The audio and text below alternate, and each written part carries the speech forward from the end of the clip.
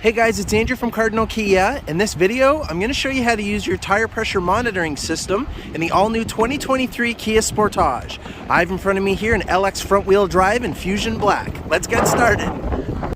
Okay, so to start us off, we are going to head into the instrument panel, and we're going to use these buttons on the right side of the steering wheel here to navigate through. So I'm going to hit the sheet of paper button to go sideways through the menus, over to the little eye there. And the only thing on the screen right now is the tire pressure monitoring system. So right now I'm just sitting, so it's not showing each wheel, but as I drive, it will tell me each wheel in PSI initially, just to let you know what the pressure is. And if one of them happens to get low, regardless of what screen you're on, it will bring it to your attention to let you know that one of them is getting low, so you can pull over or assess the situation at that time.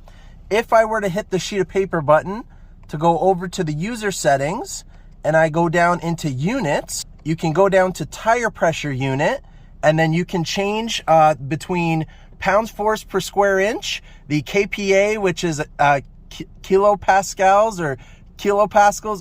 I honestly don't know how to pronounce it, but I just learned it. Or you can have it in bar. So it's your personal preference. And that's how you do it. Thanks for watching, guys.